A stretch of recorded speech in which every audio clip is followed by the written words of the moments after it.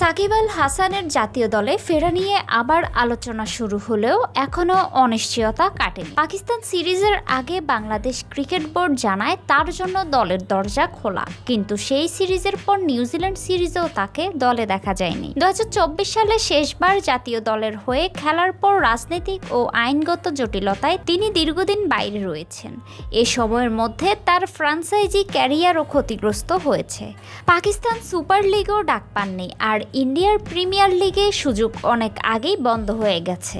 বর্তমান তিনি নিচ মানের লিগে খেলেছেন, যেখানে আন্তর্জাতিক মানের প্রস্তুতির সুযোগ কম।